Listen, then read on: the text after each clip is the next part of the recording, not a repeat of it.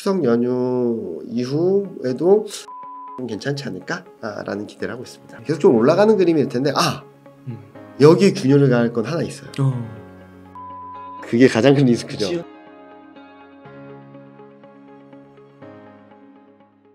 혹시 뭐 로봇주나 AI 의료도 현재는 되게 뜨겁잖아요. 많이 그쵸. 오르고요. 네. 이런 건 좀 어떻게 생각하세요? 되게 어려운 얘기인데 일단은 로봇주는 네. 자 여기 보시는 것처럼 이게 작년 10월 28일 날 발표한 12대 국가 전략 기술이에요. 네. 보시면 여기 다 들어있어요. 반도체, 디스플레이, 2차전지, 모빌리티, 원자력, 바이오, 항공우주, 수소, 사이버 보안, 차세대 통신, 양자, 로봇, 인공지능. 네. 자 이렇게 되다 보니까 로봇 쪽에 좀 관심들이 계속적으로 있을 수밖에 없겠죠. 네. 그리고 실제로 수주를 받는 기업들도 있고 한번 잘 찾아보세요. 수주를 받는 기업들도 있고 또는 정부 차원에서의 어느 정도의 지원을 받는 기업들도 있어요. 근데 제가 지금 시점에서는 지금부터 더 세게 갈까라는 고민을 하는 이유 중에 하나는 첫 번째로는 예산 때문이죠. 최근 R&D 예산이나 이런 것들이 좀 줄어든다는 얘기들이 나오고 있어서 네. 내년에 이쪽의 드라이브가 더 세게 걸릴까에 대한 고민을 좀 하고 있고요. 두 번째로는 실질적인 실적으로 이어지는지 좀 봐야 될 것 같긴 해요. 특히 정부 정책에 대한 기대감들로 들어오는 것들 그리고 특히 이번에는 IPO 이슈가 좀 워낙 강하게 부각되면서 움직인 것들이 있는데 그래서 저는 이게 실적이 어떻게 되니까 어떻게 가져가세요라고 말씀드리기 굉장히 어렵거든요. 그래서 대표적인 종목들을 가져왔는데 매매의 기법 이런 것도 좀 말씀을 드리려고 하고 있어요. 자 어떻게 매매하냐면은 지금 여기 그려드린 게 50일 이게 200일이에요. 네. 제가 전에도 잠깐 말씀드렸던 것 같은데 외국인이 보는 이동평균선입니다. 50일 200일은 스탁차트닷컴이나 이런 데를 보면은 50일 200일로 기본적으로 세팅돼 있어요. 네. 그래서 보시면은 잘 갈 때는 50일 지지받고 계속 올라갑니다. 그러다 문제가 생길 때는 15일, 50일을 깨고 내려가면서 문제가 생기죠. 네. 다시 움직일 때도 50일 지지받고 회복하고 지지받고 튀고 지금 50일 딱 와 있죠. 네. 여기서 이걸 깨면은 뭐 미리 사셨던 분들이든 고점에 사셨던 분들이든 일정 부분 정리를 하시는 게 맞을 것 같아요. 그러다가 다시 회복하든지 이게 기면서 이때처럼 옆으로 횡보를 하면서 이게 물량소화 과정을 거치든지 아니면 좀 빠져서 이게 올라오는 것들을 좀 지지받든지 이런 것들을 좀 보시면 좋을 것 같고 이것도 마찬가지예요. 51 이동평균선 올라갈 때는 50 지지받으면 막 올라가다 50 깨지니까 쉬죠. 네. 한 몇 달을 쉰 거예요. 한 4달 쉬었습니다. 그러다가 등락을 보이다 51 이동평균선 회복하면서 다시 움직이는데 50일 기준을 놓고 내 주가가 내가 갖고 있는 로봇 관련된 주가든 무슨 주가든 아까 말씀하셨던 AI 의료 주가든 50일 이동평균선을 놓고 위에 있으면은 좀 더 지켜보자. 50일 밑에 있으면 조금 정리를 해서 또 다른 기회를 찾아보자. 그러다가 이제 200일 선까지 내려왔다라고 하면은 그때부터는 좀 사도 되겠다. 왜냐면은 여기서 사도 된다는 의미는 200일 이동평균선이 이렇게 올라오는데 얘가 툭 빠져 여기까지 왔다라고 하면은 다시 올라갈 거예요. 네. 그런 그림들을 좀 열어놓고 대응을 하시면 좋을 것 같아요. 이런 로봇 관련주나 테마주 같은 경우는 제가 어떻게 말씀드리기가 되게 어려워요. 네. 저도 고민을 많이 했는데 이거는 대응의 영역이다라고 생각하거든요. 그래서 갖고 보유하고 계신 종목들을 한번 50일, 200일 주간 차트상으로는 50주, 200주, 월간 차트상으로는 50개월, 200개월을 한번 놓고 내 주가, 내가 갖고 있는 종목들이 어떤 위치에 있는지 보시면 좋을 것 같다라는 말씀을 드리고 있고요. 아마 좀 장기로 보시면은 얘가 이래서 여기서 빠졌구나. 얘가 이래서 여기서 반등을 했구나. 코스피만 놓고 보면은 이번에 2480 찍고 반등했잖아요. 2480이 200일 이동평균선이었습니다. 그래서 전 추세가 아직까지 살아있다고 보는 거고요. 그런 식으로 한번 대응을 해보시면은 그냥 막연하게 좋아질 거야 라는 것보다 조금은 좀 위험할 때 덜 들어가고 기회를 조금 더 빨리 포착할 수 있는 그런 것들이 되지 않을까라는 예상을 하고 있습니다. 네. 팀장님 2차전지도 좀 여쭤보겠습니다. 네. 2차전지가 지금은 좀 고전을 하고 있는데 네. 좀 장기적으로 봤을 때는 괜찮다고 보시나요? 장기적으로 봤을 때는 좋다라고 보죠. 그런데 여기 보시는 것처럼 네. 철강 뭐 이런 업종들이 너무 많이 올라서 네. 소재주는 조금 조금 톤다운하자. 네. 소재주는 내년에 움직인다고 하더라도 올해 같은 급등세가 나오기보다는 오히려 여기 있는 IT 가전이 2차전지 대장주고요. 네. 에너지, 화학 이런 2차전지 관련된 종목들 중에서 덜 오른 종목들이 좀 움직이지 않을까라는 말씀을 드리고 있죠. 저희 철강은 포스코 홀딩스 네. 그런 거죠. 아 그렇구나. 너무 같죠. 아 저거 분류를 그냥 2차전지로 이렇게 표현을 하면 안 되나요? 그죠. 저도 그랬으면 좋겠는데 네. 지금 너무 분산돼 있어요. 그래서 그러네요. 그런 것들에 대한 얘기는 하는데 다른 데 사이트를 가시면은 좀 그렇게 분류된 지수를 발표한 데가 있긴 한데 네. 그게 또 다 기관마다 달라서 그게 조금 통용되기 좀 어려운 것 같아요. 그래서 저는 2차전지는 뭐 장기 성장성에 대해서 의심하는 분들은 없죠. 뭐 네. 계속 좀 올라가는 그림일 텐데 여기에 균열을 가할 건 하나 있어요. 트럼프. 아 대선에서 되면 그게 가장 큰 그 리스크죠. 지연되는 거죠? 아니요. 완전 돌아가는 건가요? 트럼프가 얼마 전에 무슨 얘기를 했냐면 미국 내에서 이 전기차를 다 없애버리겠다고 했어요. 야, 그 사람은 진짜 대단하네. 어떻게 그런 발언을? 네, 그래서 네. 내년 2024년에는 계속적으로 노이즈가 있을 것 같아요. 네. 관련된. 왜냐면은 바이든이 가장 대표적인 법안이나 정책이 IRA를 비롯한 신재생 에너지 드라이브였거든요. 트럼프가 좋아할 리가 없겠죠. 이건 좀 문제가 있다고 생각하면서 때릴 거거든요. 네. 그래서 앞서 말씀드렸던 2차전지랑 뭐 이런 종목들은 조금은 톤다운하자. 아, 그러겠네요. 네, 그렇게 말씀드리고 그러면은 전기차 파는 자동차도 나쁜 거 아니에요? 자동차는 조금은 다른 스토리일 것 같긴 해요. 그래요? 문제는 뭐냐면은 자동차는 매력적이진 않아요. 이익 모멘텀이 보시면은 꼴찌에서 2등이에요. 이익 증가율은. 네. 근데 밸류에이션 너무 싸요. 지금 3-4배거든요. 3-4배. 네. 자 그러면은 저는 2024년에는 자동차가 약간의 꽃놀이패 같은 느낌이 아닐까라는 생각을 하고 있어요. 왜냐면은 자 왜 3-4배밖에 평가를 안 받나?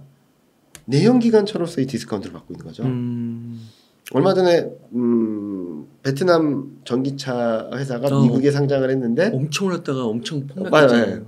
상장 첫날 GM 포드 다 이겨버렸습니다. 시가총액으로. 정말요? 네. 말도 안 돼. 그죠? 네. 그러니까 그게 그만큼 시장에서 전기차에 대한 밸류에이션을 주는 거죠. 네. GM 포드는 그만큼 못 주고. 그렇구나. 자 그러면은 바이든이 대통령이 되면은 드라이브 걸고 그때랑 맞물려서 아마 조지아 공장이 완공이 될 거예요. 그러면 전기차 판매 비중이 늘어나고 IRA가 수혜를 받을 수 있다는 기대감들이 먼저 반영되면서 내년 상반기를 지나면서 좀 움직일 것 같고 그럼 트럼프가 되면은 전기차 없앤다며 그럼 큰일 나는 거 아니에요? 그러면은 그동안 전기차 프리미엄 내연기관차 디스카운트였던 구도가 어떻게 될까요? 바뀌는 거죠. 그럼 또 정상화되는 그림이고. 그래서 저는 내년에 2024년에는 자동차를 밸류에이션 정상화 컨셉으로 접근을 하게 된다면 2차 전지나 뭐 그런 쪽보다는 좀 더 안전한 선택이 되지 않을까?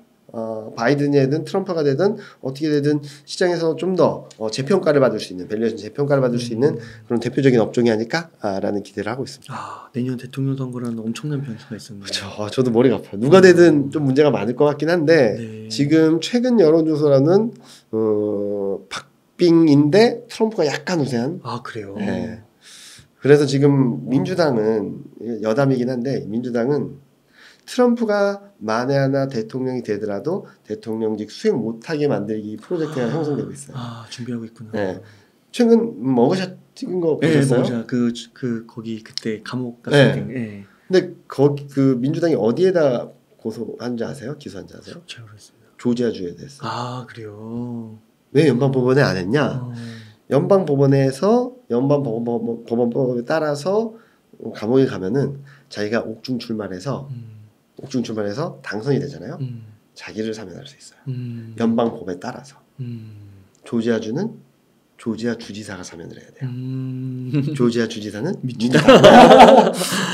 그렇구나. 그런 것들을 막 깔아놓고 있거든요. 네. 그래서 이게 정치적 술수로 보이니까 하원 의장이 탄핵 조사하자라는 얘기를 하는 정도로 되게 정치적으로 되게 첨예하게 대립하는 상황이거든요. 그렇죠. 그래서 이번에도 좀 누가 되든 간에 되게 부족함은 많을 것 같은데 그런 상황에서도 한국 증시가 내년에 좋게 본다라는 건 아까 말씀드렸듯이 반도체. 네. 반도체가 좀 저희가 우스갯소리로 2024년은 반도체를 위한 반도체에 의한 반도체의 코스피가 될 것 같다는 얘기도 하거든요. 그래서 반도체를 계속적으로 보자. 근데 수익률은 반도체 뭐 다른 종목들 예를 들면 소부장이나 이런 애들이 수익률적인 측면은 더 좋을 수 있을 수도 있어요. 근데 안정성과 시장을 끌어가는 힘은 아마 대형주들이 시장의 중심을 잡아주지 않을까라는 예상을 하고 있습니다. 그러니까 뭐 그 경기 사이클 말할 때 한 3, 4년 이렇게 얘기하시잖아요. 경기 사이클은 네. 저점에서 고점까지 보통 2년, 고점에서 저점까지 2년. 그래서 한 사이클은 4년 정도 걸린다라고 4년 정도. 얘기를 하는데 최근 들어서 이게 조금 짧아지고 있긴 해요. 그래서 1년 반 정도라고 본다 하더라도 지금 6개월 정도 올랐잖아요. OECD 기준으로 보면. 그럼 1년 조금 넘게는 상승할 수 있어서 내년 하반기까지는 좀 경기 사이클이 좀 괜찮지 않을까라는 예상을 하고 있는 거죠. 아 그렇군요. 그 삼성전자 벌써 21년 초에 고점 찍고 맞아요. 내년이면 이제 3년 정도 되는 맞아요. 그래서 지금 저희가 생각하는 것은 일단 가격이 움직이면 실적이 많이 변합니다. 왜냐면 재고평가 손실을 받았던 게 손실이 줄어들겠죠. 네. 그럼 실적이 올라오는 그림이 나오겠죠. 자, 그래서 반도체 가격이 지금 일주일째 올랐고 그리고 계약 가격이 얼마나 오르는지가 중요해요. 네. 왜냐면 가격이 떨어질 때는 게임 이론상 우위가 누구한테 있냐면은 매수자한테 있어요. 가격이 떨어지면 매도하는 사람이 제 거 좀 사주세요. 제 거 좀 사주세요. 안 사. 더 떨어지면 살 거야. 네. 배짱을 튕기겠죠. 그래서 어디까지 떨어질지 잘 모른다는 거예요.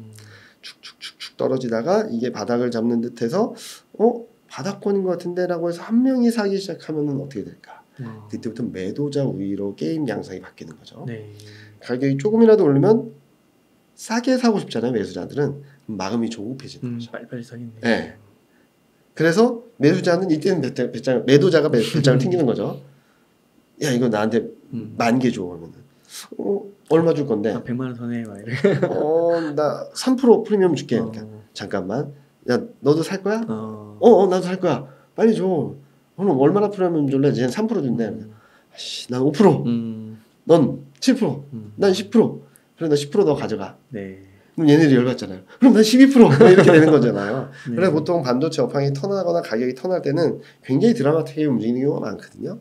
그래서 그런 그림들이 9월부터 나오는지 9월 말 10월 초 추석 연휴라서 좀 아쉽긴 하지만 9월 말 10월 초에 그런 그림들이 구체화되는지 또 연휴 기간 초반에 마이크론 실적도 나오거든요. 네. 그 실적이 얼만큼 나오는지 확실하게 턴하는지를 보면은 추석 연휴 이후에도 반도체는 좀 괜찮지 않을까라는 기대를 하고 있습니다. 아, 네. 그럼 지금은 전반적으로 좀 주식 비중을 늘려야 될 때라고 보시나요? 지금 코스피가 2,550선 되면은 늘리기 시작해도 되는데. 근데 그렇다고 해서 2,600 갈 때 막 따라서 사는 게 아니라 2,600 깨져서 내려올 때 비중을 조금 늘리고 반등하면 좀 내비뒀다가 다시 2,600이 깨져서 내려오면 또 그때쯤 비중이 늘리고 그렇게 하시면 좋을 것 같고 만약에 이미 주식 비중이 많으신 분들은 2,650 갔을 때는 좀 줄이셨다가 2,500대 들어가면은 그때 다시 늘리고 좀 단가를 좀 낮추는 전략도 괜찮을 것 같고요. 워낙 고점에 사셨던 분들은 그냥 기다리시면 앞서 말씀드렸던 주도주들을 갖고 기다리시면 내년에는 확실하게 좋은 그림들을 기대하실 수 있겠다. 그동안의 마음고생을 좀 털어낼 수 있겠다라는 말씀을 드리고 싶습니다. 네. 그럼 팀장님 지금 한 1억 정도 여유자금 있으면 어떻게 투자 전략을 세우시겠나요? 제가 아까 말씀드렸듯이 저도 퇴직연금으로 진짜 그렇게 하고 있는데요. 지금 반도체, 자동차, 인터넷의 세 개를 좀 많이 사고 있고요. 네. 지금은 한 50%, 60% 채워놓은 것 같고 만약에 여기서 더 떨어지면 더 채워놓겠죠. 한 1억으로 기준으로 보면 한 7, 8천까지는 채울 것 같아요. 만약에 2,550이 깨지고 2,530이 내려오고 뭐 그러면은 7, 8천까지 채웠다가 또 이제 2,600 넘어서면 그걸 한 30%로 줄였다가 또 떨어지면 늘렸다가 계속 이렇게 하려고 하고 있고요. 그리고 더 길게 보시는 분들이라면 지금은 한 50% 정도 채워놓으시고 밀릴 때마다 60%, 70%, 80% 그래서 올해 11월 올해가 가기 전까지는 한 8, 90%를 코스피 2,600에서 2,500 사이에 채워놓으시면은 내년에는 좋은 수익률을 거두실 수 있지 않을까라는 예상을 하고 있습니다. 아, 네. 그럼 끝으로 시청자님들께 강조하고 싶으신 말씀, 하고 싶으신 말씀 부탁드리겠습니다. 올해가 진짜 추석 연휴를 앞두고도 시장이 굉장히 좀 어지러워요. 그리고 근데 어지러운 만큼 그런 혼란스러운 시간을 지난 만큼 그 다음 스텝은 좀 더 클리어진다라고 생각을 하거든요. 보통은 주식시장이 이렇게 내려왔다 이렇게 올라오면 제일 좋죠. 근데 보통은 이렇게 내려왔던 게 이 방향성 전환하기 위해서는 곧 이렇게 좀 인고의 과정이 필요하겠죠. 범피하게. 네, 범피하게. 이게 오래 갔고요. 그런 과정을 거친 뒤에 방향성이 만들어지면은 좀 쭉 뻗어가는 그림이 나올 수 있어서 좀 길게 보신 분들은 내년을 기대하시고 내년에 대한 생각들을 하시고 투자를 하시는 게 좋을 것 같고, 짧게 보시는 분들이라면 너무 욕심을 내기보다는 어느 정도 수익이 나왔다면 빨리 차익 실현을 하시고 지금 그때 시점에서 싼 게 뭘까 계속 고민을 하시면서 순환매 대응을 하시는 게 올해 11월 연말까지 유용한 투자 전략이 되지 않을까라는 예상을 하고 있습니다. 아, 네. 팀장님 저 한 가지만 더 네. 여쭤보겠습니다. 그 어떤 뷰는 좀 고금리가 지속될 거라고도 좀 네, 얘기하시잖아요. 그럴 수도 있죠. 그런 상황 속에서도 증시는 그렇게 오를 수가 있어요.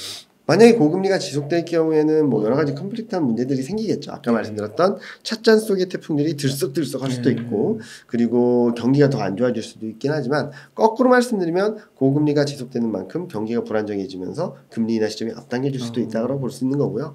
근데 저는 물가가 낮아졌는데 경기 때문에 금리 인하를 안 한다? 그건 아닌 것 같아요.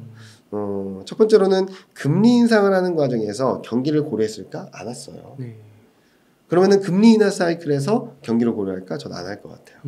물가를 계속적으로 볼 거라고 생각하고 있어서, 물가가 2%대 중후반대만 가면 금리 인하에 대한 시나리오들이 구체화될 수 있다라고 생각하고 있어서 고금리가 유지된다 하더라도 이게 내년 내내 경기 나빠지는데 내년 내내 이어지지는 않을 거라고 생각하고 있고요. 오히려 고금리가 유지되는 상황이라고 한다면 경기가 엄청나게 좋아야 되겠죠. 경기가 둔화도 약간 둔화되고 막 치고 올라가야 되는데 그런 그림이 나오면 너무 좋은 거죠. 고금리가 유지된다 하더라도 경기가 엄청나게 세다라는 것들을 컨디션을 가지면서 대응을 할 수 있어서 그런 조합들을 생각을 해보면 너무 걱정하지 않아도 된다 정도로 말씀을 드릴 수 있을 것 같아요. 네, 감사합니다. 이렇게 해서 대신증권 리서치센터의 이경민 투자전략팀장님을 모시고 이야기를 나눠봤습니다. 긴 시간 동안 유익한 사이트 많이 나누셔서 감사의 말씀 드립니다. 오늘 고생 많으셨습니다. 네, 감사합니다.